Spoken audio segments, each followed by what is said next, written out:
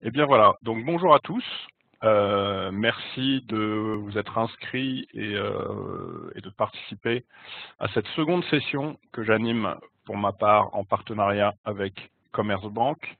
Donc seconde session de nos webinaires annuels. Vous savez que maintenant j'ai l'habitude d'en animer quatre par an. Et aujourd'hui, le thème que nous allons voir ensemble est directement centré sur les indicateurs.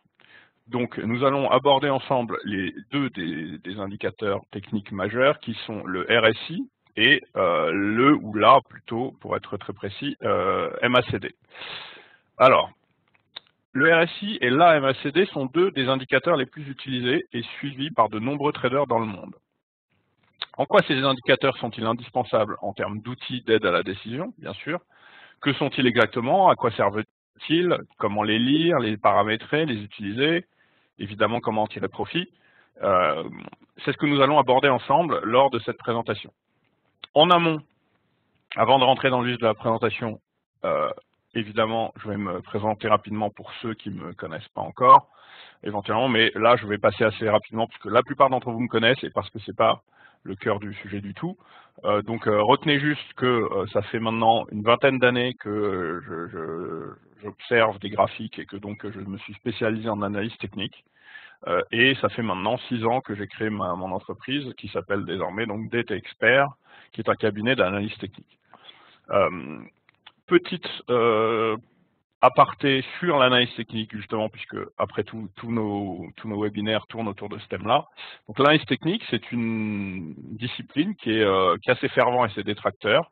Je n'ai jamais prétendu que c'était une panacée, d'ailleurs il n'y en a pas en bourse.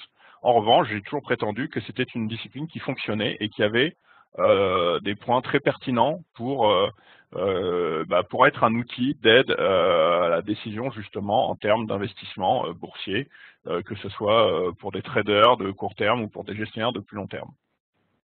À travers cette discipline, il y a énormément de choses, on le sait, énormément de théories, de principes. Aujourd'hui, nous allons voir une partie de cette grande famille de l'analyse technique qui tourne autour des indicateurs, et à l'intérieur même de cette famille des indicateurs, on va s'intéresser à deux des principaux indicateurs qui sont utilisés en termes d'analyse graphique.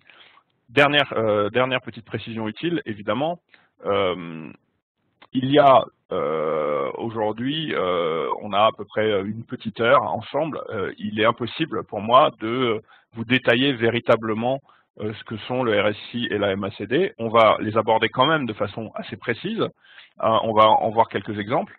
Je préfère en amont vous dire que ceux d'entre vous qui seraient peut-être un petit peu plus élaborés que d'autres sur le domaine ne doivent pas s'étonner qu'on reste plus ou moins parfois en surface de certaines choses. Peut-être dans un second temps, on pourra les aborder plus précisément, mais aujourd'hui, on va avoir une vision panoramique. Alors, les indicateurs techniques sont des outils qui viennent aider ou conforter la décision d'achat ou de vente. Alors, je dis bien aider ou conforter. Comme le nom le laisse entendre, ce sont bien des indicateurs, hein, c'est-à-dire qu'ils doivent venir en appui d'une vision globale qu'on peut avoir, chartiste, fondamentale éventuellement, du sous-jacent analysé. Ceci dit, il est vrai que de nombreux traders expérimentés les utilisent comme l'un des principaux outils de prise de position, donc d'outils décisionnels. Je fais juste une toute petite pause que j'ai un d'entre vous qui me dit, Christophe me dit qu'il ne m'entend pas. Alors est-ce que c'est le seul qui ne m'entend pas? Est-ce que vous pouvez? C'est bon. Donc Christophe a trouvé. Parfait. On poursuit. Donc commençons par le RSI. Alors, l'origine du RSI, hein, puisque vous savez que j'aime toujours un petit peu resituer les choses dans leur contexte. Donc le RSI, c'est l'acronyme de Relative Strength Index, donc de l'anglais. Si on traduit Relative Strength Index, c'est indice de force relative. Hein, donc c'est un indicateur. Donc c'est un indicateur technique de la famille des oscillateurs qui a été inventé par G. Wallace Wilder Jr., très exactement, que vous avez en photo ici, qui était un ingénieur mécanique américain né en 1930. Il a décrit donc pour la première fois cet indicateur dans un ouvrage intitulé New Concepts in Technical Trading System en 1978. Pourquoi préciser cela en dehors de la curiosité intellectuelle? On va garder en tête justement que le RSI est un indicateur technique développé il y a donc près de 40 ans, aujourd'hui, puisque 78, on est en 2017, donc dans un marché boursier qui n'existe plus en fait, c'est-à-dire que les marchés financiers d'aujourd'hui n'ont plus du tout la même physionomie que ceux d'il y a 40 ans. Donc les marchés financiers sont d'une volatilité, d'une complexité aujourd'hui qui ne pouvait pas être envisagée à l'époque. La définition du RSI. Alors, le RSI, c'est donc un oscillateur qui permet de détecter la maturité et l'essoufflement d'un mouvement en cours. Donc, ce qu'on appelle sa force relative. Cet indicateur est borné. Il est borné de 0 à 100. On le présente parfois en points, en chiffres et parfois en pourcents. Et il est formé sur la base des moyennes de hausse et de baisse des titres.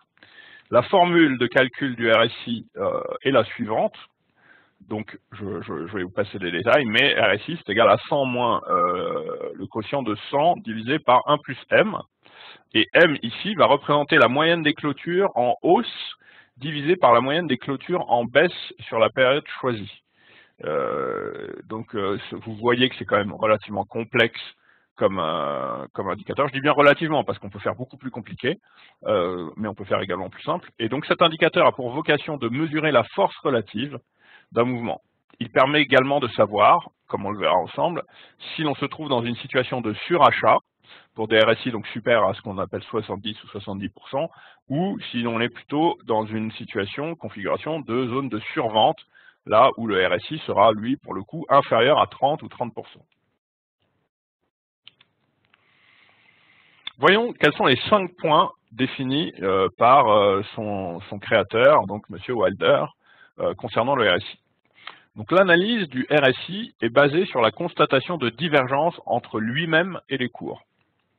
Ainsi, lorsqu'un titre conquiert de nouveaux sommets et que le RSI n'arrive pas à créer lui-même un sommet plus haut que le précédent, appelé en langage, en version originale, failure swing, on peut estimer qu'un retournement baissier se prépare.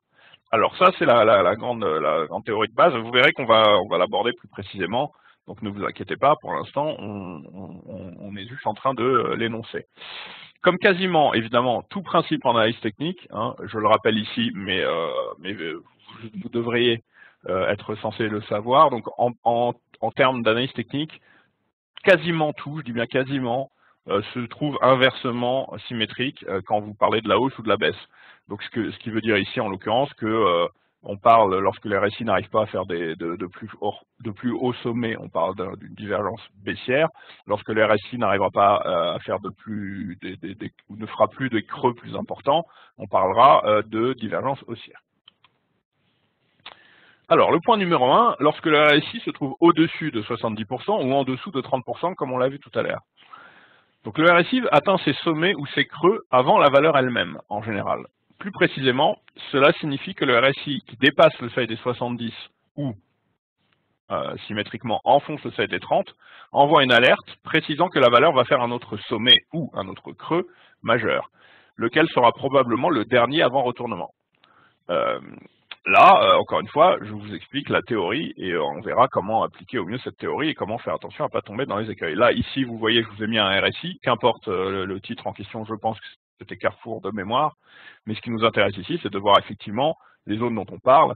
Donc ici, vous voyez bien sur ce petit sommet-là, qui a été coloré en rouge, on voit le RSI en zone de surachat, donc un RSI suracheté, donc possible, je dis bien possible, possible retournement baissier à prévoir, ou ici, sur cette partie colorée en vert, donc le RSI en zone de survente, donc possible retournement haussier à prévoir.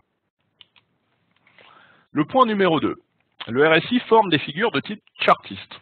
Effectivement, ces figures vont être similaires à celles qu'on peut observer, pour ceux d'entre vous qui connaissent, donc sur un tracé de cours classique, sur le tracé par exemple du cours du sous-jacent lui-même. Par exemple, on peut avoir un triangle, un drapeau, ou flag en version originale, un biseau qu'on appelle wedge, ou comme sur l'exemple ci-après, une épaules tête-épaule, qu'on appelle ETE, qui sont les épaules tête-épaule des figures de retournement. Ainsi, sur la figure ci-après, on peut voir un exemple de ETE inversé, c'est-à-dire qu'on est dans une épaule tête-épaule inversée que l'on peut voir ici, que je vous indique là, comme ça, ici, donc épaule là, tête, épaule ici, qui peut être effectivement un révélateur de retournement. Il arrive donc que le RSI forme des figures qui n'apparaîtront pourtant pas sur la valeur elle-même. Ça peut arriver que vous ayez par exemple un épaule tête-épaule sur le RSI et pas sur la valeur, ou inversement, que vous ayez un triangle sur un RSI que vous n'avez pas sur la valeur, etc. Mais les conséquences peuvent être tout autant effectivement significatives que si elles avaient été formées par les cours. C'est là que c'est important de bien faire attention à comment finalement se servir, parce que ici, ce qu'on est en train de voir, après tout, c'est de la théorie. En pratique, ce qui est toujours le plus important, le plus pertinent, s'il suffisait de connaître la théorie, il suffit de bachoter et on devient un cadre de trading. Non, il y a la pratique qui doit être également mise en place, et cette pratique, il faut se mesurer au marché et en permanence essayer de trouver des moyens justement de différencier les faux signaux des vrais signaux, de voir comment est-ce qu'on peut interpréter de façon plus ou moins pertinente un indicateur. On reviendra sur tout ça un peu plus tard, encore une fois, je vous rassure, on va faire les choses dans l'ordre. Alors, le troisième point, cassure de résistance ou de support par le RSI. Effectivement, lorsque le RSI va dépasser un précédent plus haut ou qu'il va descendre plus bas qu'un précédent plus bas, il y aura un probable retournement des cours. Ainsi, si on regarde ici au point G qu'on a indiqué, on voit par exemple que le RSI, ici, a cassé la ligne grise qui constitue un support et qui est percé par le RSI, signifiant un possible changement. On voit effectivement que les cours ont marqué une petite phase de baisse ici, même si ce n'est pas pour autant un retournement baissier flagrant.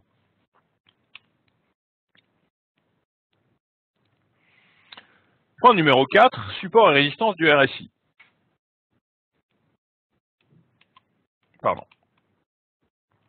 Alors, il arrive que le RSI perce un support ou une résistance tracée sur le RSI lui-même, alors que l'on ne détecte pas cette situation sur le tracé des cours.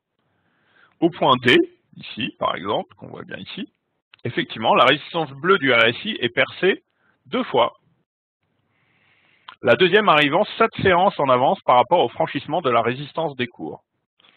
C'est-à-dire qu'on voit ici que cette résistance a été dépassée avant que les cours eux-mêmes n'aient fini par dépasser leur propre résistance, ce qui veut dire que le RSI pouvait vous donner de façon anticipée, sur cet exemple-là, une indication de reprise haussière sur les cours que l'on n'aurait pas forcément pu voir de façon évidente, ici au mois d'octobre précisément, sur ce graphique. Point numéro 5, la divergence du RSI par rapport au cours. Alors, comme indiqué précédemment, le RSI ne parvient pas à dépasser le sommet précédent alors que les cours y parviennent. C'est un petit peu ce qu'on appelle une divergence.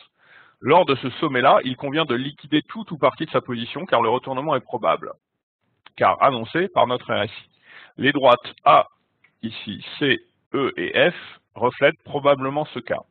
Ça veut dire quoi? Ça veut dire qu'effectivement, si on regarde ici les droites A, C, E et F sur le RSI, et qu'on regarde en même temps ce que faisaient les cours eux-mêmes, on voit bien qu'il y a une divergence ici entre des plus hauts sur les cours alors que le RSI, lui, marque des plus bas.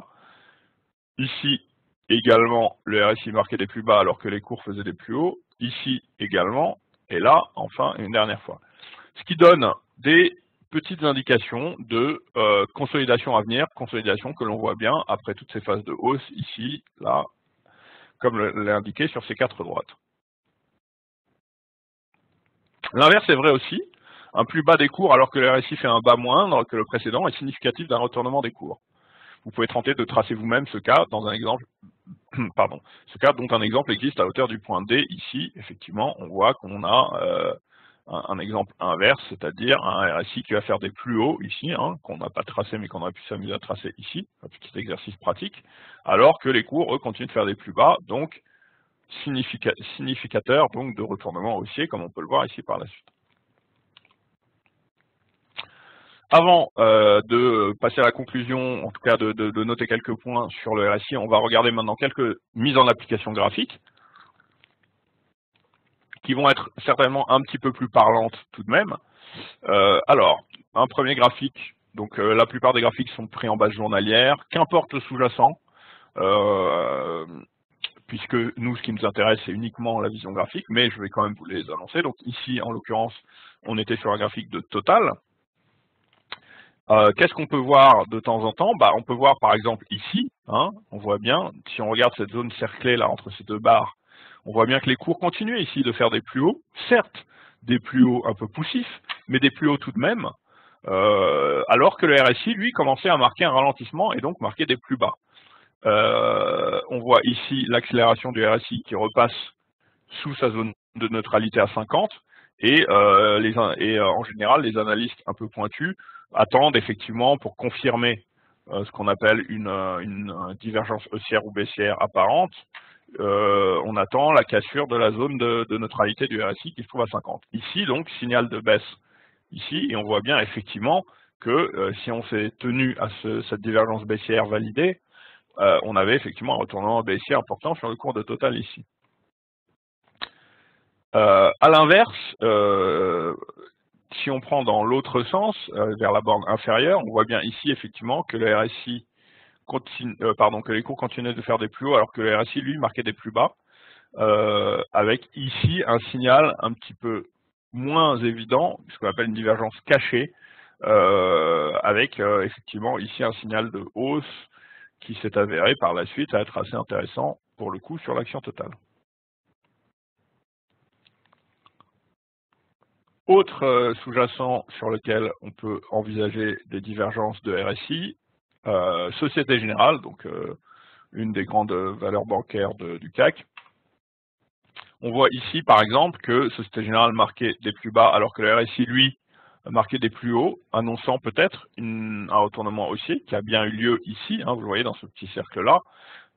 Par la suite, ici, on voit que les cours continuent de marquer des plus hauts. Alors, peut-être un petit peu plus poussif ici, des petits plus hauts un peu moins marqués, mais tout de même, on était toujours dans cette tendance haussière. Et là, le RSI, lui, commençait à nous indiquer, effectivement, une divergence, puisque pendant que le cours faisait des plus hauts ici, le RSI, lui, faisait des plus bas. On l'a également ici, une divergence haussière dans l'autre sens. Là, vous voyez bien que les cours continuent de marquer des plus bas, alors que le RSI, lui, commençait à avoir légèrement des plus hauts, avec ici un franchissement de zone de neutralité qui était un signal d'achat assez intéressant, comme on peut le voir par la suite. Autre valeur analysée ici, sur un exemple assez marquant pour le coup, d'autant plus qu'il vient après une phase de baisse assez violente sur l'action ArcelorMittal. Donc l'action ArcelorMittal, petite parenthèse, c'est une action très volatile qui fait beaucoup parler d'elle. Si vous suivez un petit peu l'évolution des titres, c'est la valeur qui est souvent sur le podium des hausses ou des baisses du CAC 40. Ça a été la valeur qui a le plus augmenté en 2016 et c'est une des valeurs qui a le plus baissé sur le dernier mois en cours d'année 2017. Ici, qu'est-ce qu'on voit? On voit très nettement, vous voyez cette flèche en pointillé entre ces deux barres-là, dans cette zone-là, on voit bien que les cours marquent là pour le coup de véritables plus bas, assez réguliers, et on voit que le RSI, lui, pendant le même temps, marque des plus hauts, annonçant un retournement haussier possible qui a bien eu lieu effectivement ici.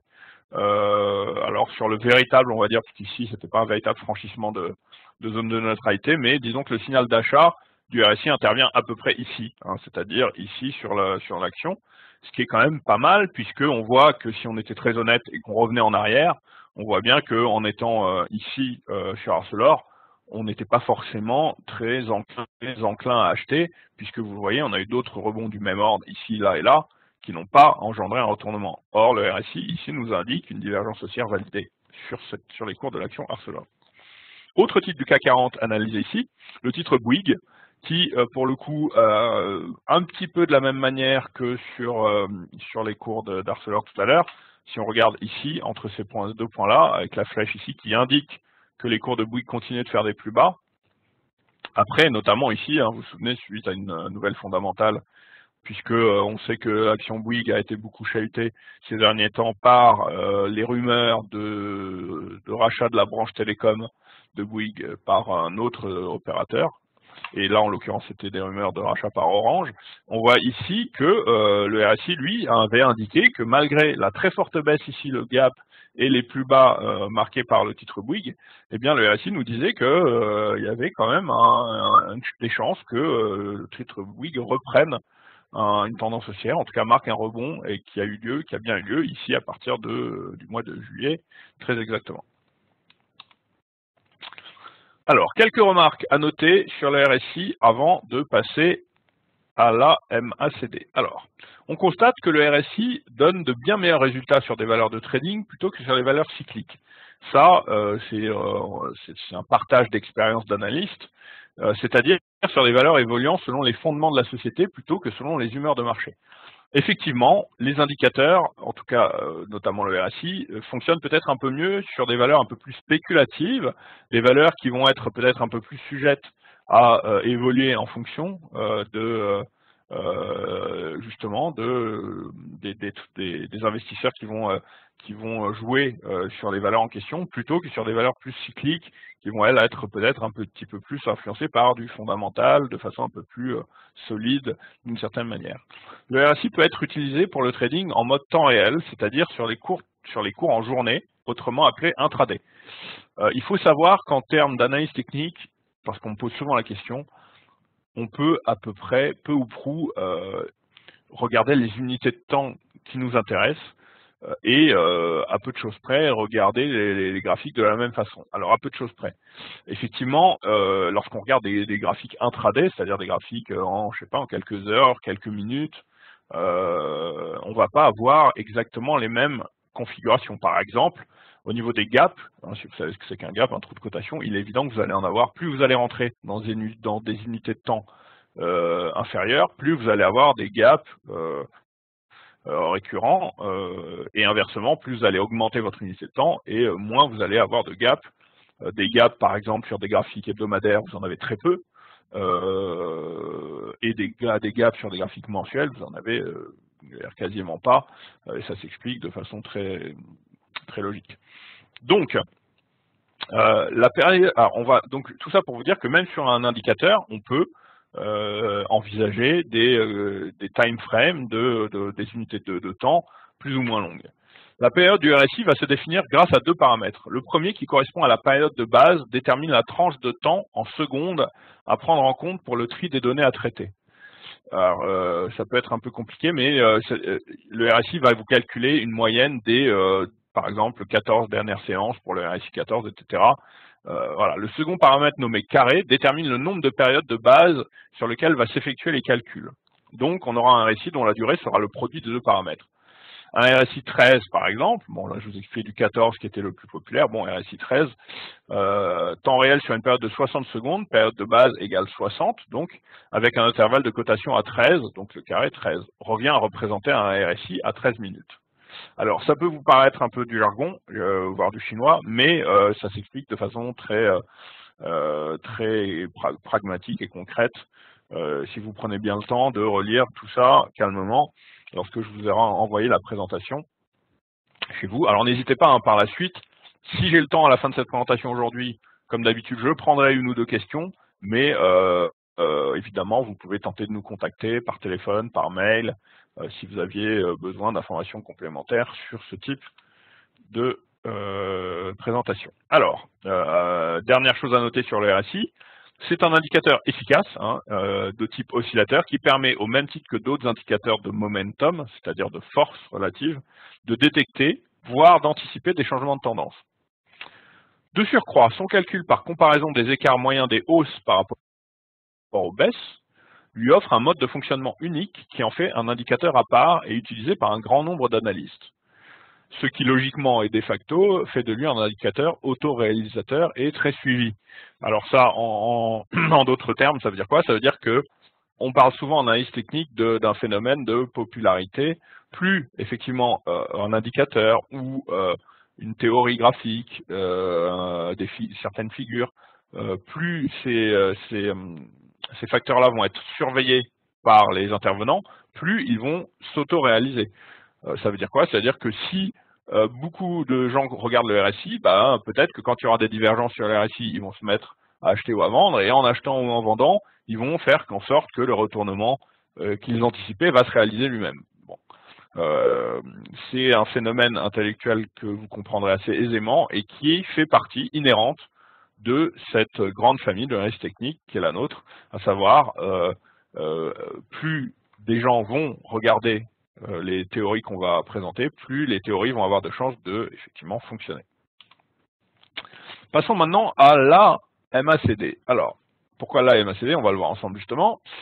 Développé par Gerald Appel à la fin des années Appel, A2PEL, hein, pas Apple comme le fameux Apple, la marque à la pomme. Donc à la fin des années 70, la MACD, comme on dit aussi, comme je vous l'explique un peu plus bas, Moving, alors MACD c'est Moving Average Convergence Divergence, ce qui veut dire qu'effectivement, quelle que soit la traduction que vous preniez, donc convergence, divergence de moyenne mobile, on n'est que sur des termes féminins, donc si on veut être puriste, on appelle la MACD.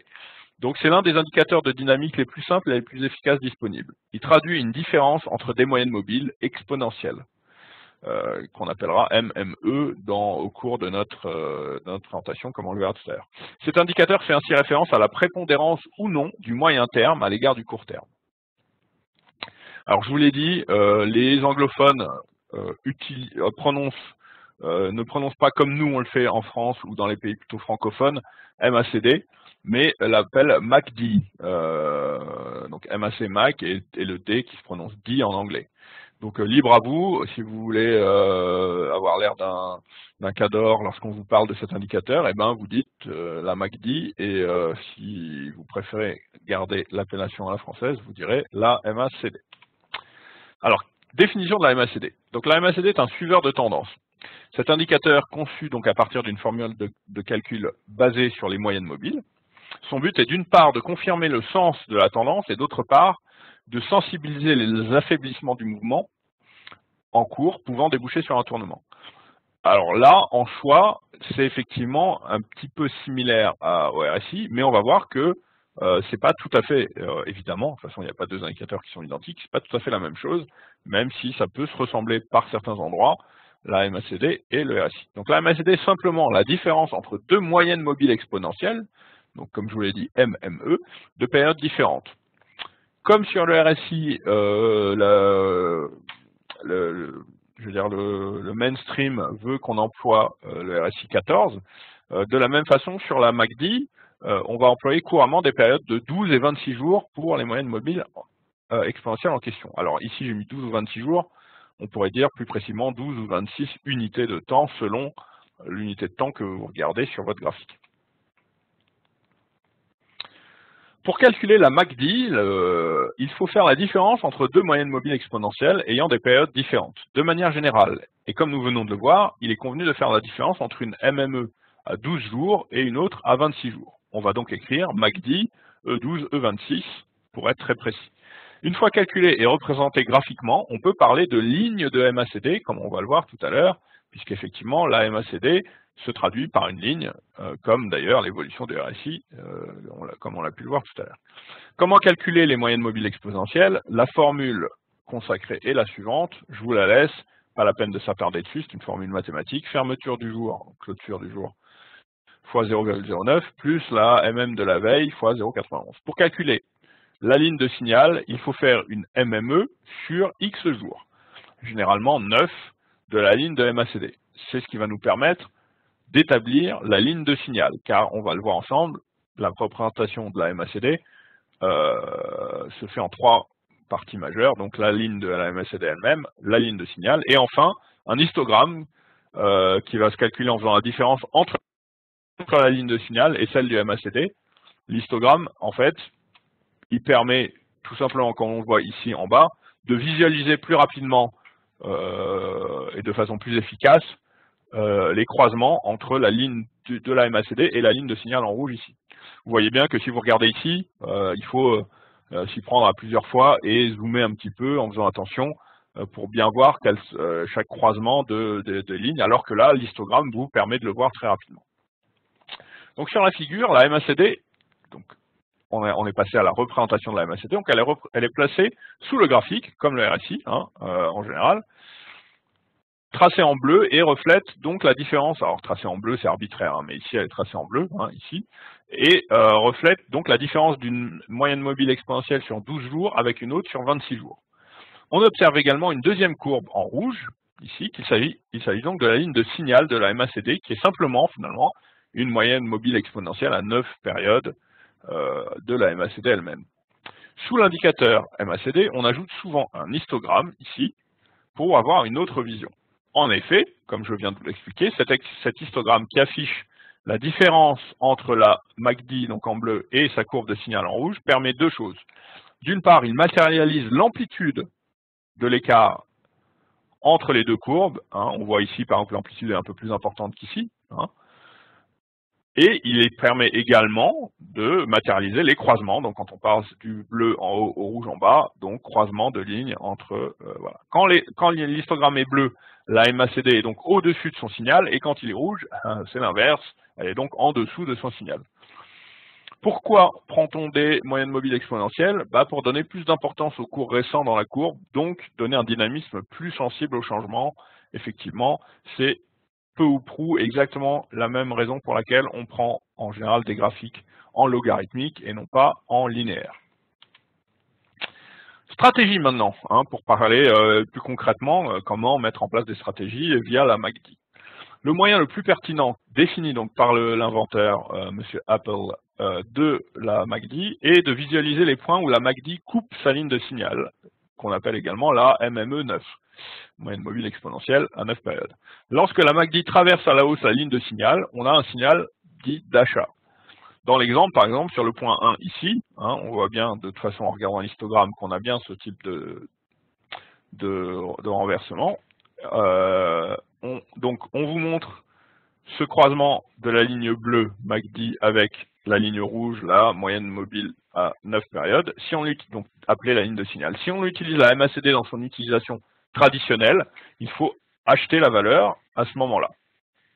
Inversement, le point 2 montre le percement de la ligne de signal par la MACD, qui indique alors, ici, plutôt un signal de vente. Et effectivement, c'est peut-être un peu moins flagrant sur les cours, même si on a marqué ici une petite pause avant de reprendre ici, comme on le montre le nouveau croisement, une tendance haussière. Attention, toutefois, les signaux ne sont pas toujours à prendre au pied de la lettre, comme nous allons pouvoir le voir un peu plus tard. On constate également que plus la MACD s'éloigne de sa ligne de signal, plus la tendance en cours est forte. D'où, ici encore, l'utilité de l'histogramme, puisque, effectivement, plus la... Finalement, c'est assez facile, ce type de remarque et d'analyse. Il suffit même, je veux dire, un débutant en AS technique qui aurait une MACD sur son graphique peut comprendre ce type de choses, c'est-à-dire que lorsque la ligne de signal va être en dessous de la MACD, ou au-dessus d'ailleurs, et que l'amplitude, c'est-à-dire qu'elle va être dans une amplitude plus ou moins importante, ça signifiera que la tendance va être plus forte. D'accord? Donc si on est placé à la hausse sur la valeur depuis le croisement en point 1 ici, on peut laisser courir la position, même si une hésitation se forme momentanément dans les cours. Si on a les cours qui hésitent un petit peu, tant qu'on a ce croisement qui est toujours valable, eh bien, on peut effectivement, les hésitations en question ne sont que les imitations de celles que l'on voit plus à gauche, courant août. Donc courant août, c'est-à-dire ici. Donc ces hésitations-là ne sont pas significatrices de retournement à venir. L'inverse est ce qui va nous servir à détecter un changement de tendance, c'est-à-dire lorsque la MACD va se rapprocher de sa ligne de signal, donc l'histogramme ici se fait de plus en plus faible, comme vous le voyez. C'est-à-dire qu'on est peut-être pas loin d'un inversement de tendance sur l'évolution des cours. Il va y avoir donc un basculement qui se prépare. Alors, ici, si on regarde les 6 et 20 novembre, donc on est à peu près, ici on était le 27 octobre, donc on est à peu près par là, les 6 et 20 novembre, le rapprochement de la MACD, on le voit bien ici, avec sa ligne de signal, prévient qu'il pourrait y avoir un prochain changement de tendance. Ces creux sont typiques de l'alerte qu'envoie la MACD. Dans notre cas, la charnière se situe exactement début décembre, ici, au point 2 exactement. La charnière, c'est-à-dire le basculement où finalement on voit là bien sur l'histogramme que la ligne de signal est repassée au-dessus de la MACD, signifiant peut-être la fin de la hausse. Bon. Ça a été quand même un signal relativement pertinent puisque les cours effectivement ont marqué une pause avant ici, sur le nouveau croisement, de repartir à la hausse, assez nettement d'ailleurs, avec une amplitude d'histogramme un peu marquée. Donc la MACD a changé de sens plus nettement, se rapprochant de sa ligne de signal pendant plusieurs séances et finissant par la couper assez franchement, comme on l'a vu. Mieux vaut sortir rapidement que brûler tout à coup le bénéfice acquis. Une règle de validation vient s'ajouter à cette règle de base. Lors du croisement de la MACD avec sa ligne de signal, on ne rentrera que si la MACD et le signal ont été du même côté pendant un minimum de 14 séances que l'on compte à l'envers à partir du jour du croisement. Ouh là là, est-ce que je peux vous la refaire au ralenti? Alors, pour parler plus concrètement, ce minimum permet de s'assurer que l'on était dans une situation suffisamment stable pour que le croisement de la MACD avec sa ligne de signal ait du sens. Effectivement, lorsqu'on envisage ce type de figure, parce que là, on est en train de faire ce qu'on appelle de l'étude de cas après coup. On n'est pas en train de faire une étude de cas à l'instant T où on est en train de se parler et de voir ce qui pourra se passer à partir d'aujourd'hui. Donc on étudie des événements déjà passés. Donc il faut bien se remettre dans ici, dans la situation où on était par exemple vers fin octobre. Et que se passe-t-il à ce moment-là? Est-ce que il suffit uniquement d'un franchissement de la MACD de sa ligne de signal, ou est-ce que, pour conforter un petit peu son sentiment, on ne doit pas utiliser ce type d'astuce, à savoir regarder les séances précédentes, etc. Dans ce cas précis, on ne compte que 8 barres en remontant depuis le point 1 vers la gauche. Normalement, en principe, le signal n'était pas valide. Cependant, le rallye haussier a quand même été spectaculaire, hein, comme on le voit ici très nettement, ce qui signifie que la MACD doit être confirmée par d'autres indicateurs. C'est bien de voir aussi ici un exemple très concret et d'être finalement dans la franchise et la transparence la plus absolue, à savoir qu'on ne peut pas se fier uniquement à un RSI ou à une MACD de façon absolue et aveugle. Il faut très souvent faire attention et essayer de conforter ça avec d'autres indicateurs. Et en conclusion tout à l'heure, je vous expliquerai un petit peu les petites astuces pour bien pouvoir profiter de ce type d'indicateur. Comme on l'a vu sur le RSI, quelques applications graphiques sur la MACD.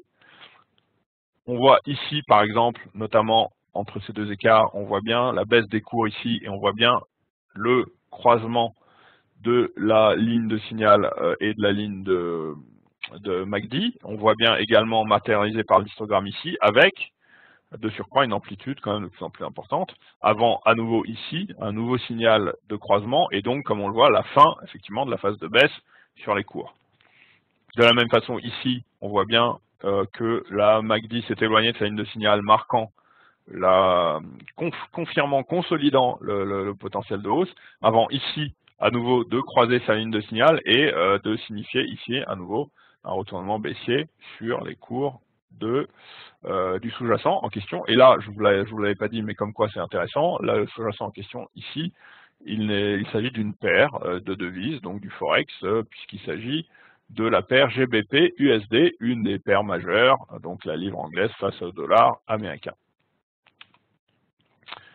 On regarde maintenant la MACD sur notre cher CAC 40 national. On voit bien ici, encore, entre ces barres bleues, ici on voit bien une tendance haussière marquée, confirmée par à la fois l'histogramme de la MACD et par le fait que la MACD soit bien au-dessus, ici, avec une amplitude assez marquée de sa ligne de signal, avant ici de signifier un retournement baissier qui a bien eu lieu avec, de la même manière, une confirmation de la tendance baissière jusqu'à à peu près ce point ici. Donc vous voyez, là, ce qui est très intéressant ici, en l'occurrence, c'est de voir comment la MACD a pu indiquer de façon assez précise les points d'inflexion du CAC pendant les mois d'octobre, enfin, on allait carrément fin 2015, hein, puisqu'ici on était entre octobre et décembre 2015. Autre sous-jacent, bah tiens, on en parlait tout à l'heure, le géant la pomme Apple, donc une action américaine. On voit bien ici également, comme sur le CAC tout à l'heure, hein, de façon symétrique à l'inverse, on voit bien ici une tendance baissière très appuyée avec une MACD assez nettement baissière ici, et ici, signal de retournement possible, avec effectivement un retournement haussier sur Apple, qui avait été anticipé, bien anticipé ici par la MACD, qui nous donne un signal de retournement à peu près ici. Donc si on vendait exactement sur le retournement de la MACD, on aurait vendu ici. Franchement, qu'est-ce qu'on aurait perdu? On aurait perdu ça, alors que regardez ce qui s'est passé par la suite derrière. Donc là encore, on voit bien que les indicateurs peuvent être de façon assez marquante, justement révélateurs de... alors, ensuite, ici, nous avons la société Bayern Motoren Werke. Est-ce que l'un d'entre vous peut me dire quelle est cette société, Bayerische Motoren Werke? Bon, c'est un peu facile hein, maintenant que vous avez l'acronyme sous les yeux. Alors, il s'agit évidemment de la grande société de constructeurs automobiles allemands BMW, donc BMW, qu'on voit ici de la même façon. On l'a vu sur le CAC tout à l'heure. Une phase de hausse assez marquée avec une MACD également assez marquée. Alors attention, ici peut-être un faux signal, mais un faux signal qui avait quand même marqué une petite pause un peu plus conséquente ici. Et puis ensuite, ici, de la même façon, une phase de baisse, avec ici également un petit faux signal qui avait marqué ce petit rebond ici. Toujours est-il que ces faux signaux ou pas pouvaient marquer une prise de bénéfice temporaire à l'intérieur même d'une tendance. Enfin, je vous ai mis, avant de conclure cette présentation, je vous ai mis un exemple où on peut parfois cumuler, hein, rien n'empêche de cumuler les indicateurs, c'est-à-dire sur le FTSE ici, c'est-à-dire l'équivalent du CAC en Angleterre, donc l'indice de référence majeur anglais, britannique, le FTSE 100, on voit bien ici que à la fois sur le RSI qui marque ici des plus hauts, ici, on voit bien un MACD haussier puis baissier, comme on le voit ici, hein, hausse-baisse. Et donc, on a deux choses en même temps. On a à la fois une tendance hausse-baisse à l'intérieur même de la phase indiquée par la MACD, et on a par la suite, ici, on a un FTSE qui faisait des plus bas, alors que le RSI, lui, marquait plutôt des plus hauts. Donc révélateur de retournement haussier à prévoir, retournement haussier qui a bien eu lieu ici sur l'indice lui-même, comme on peut le voir ici de façon très nette. En conclusion, notez les choses suivantes.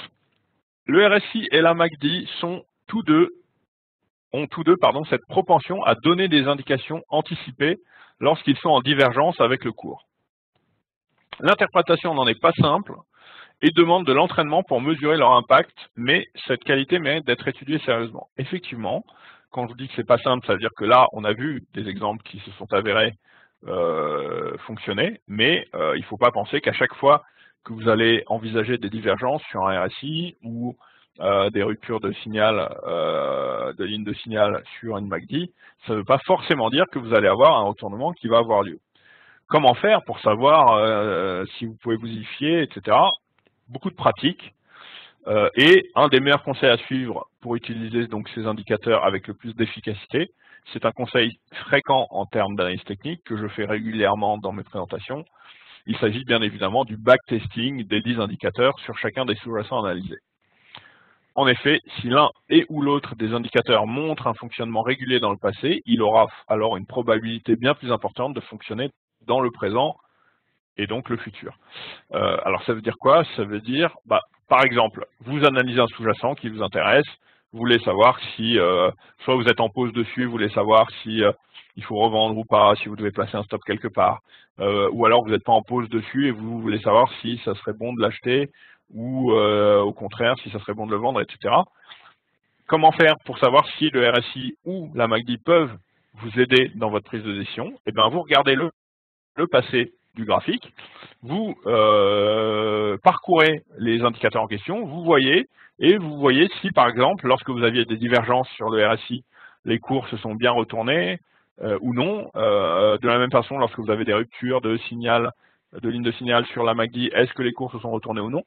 Si dans le passé, le sous-jacent a très bien répondu à l'un ou l'autre ou les deux indicateurs analysés, eh bien vous pourrez vous y fier de façon assez confortable et sereine dans le présent et donc le futur.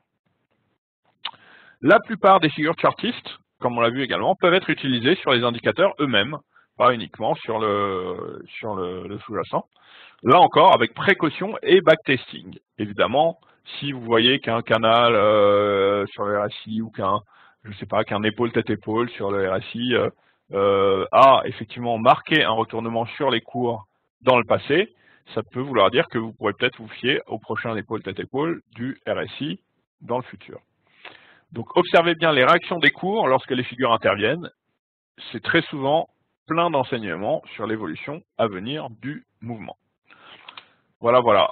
Comme à chaque fois, je vous ai également fait un petit rappel pour ceux qui souhaitent savoir comment choisir le meilleur produit adapté à leur stratégie, car vous savez que notre partenaire Commerzbank propose une large gamme de produits que vous pouvez découvrir sur leur site, avec des brochures explicatives très bien faites que j'invite également à consulter.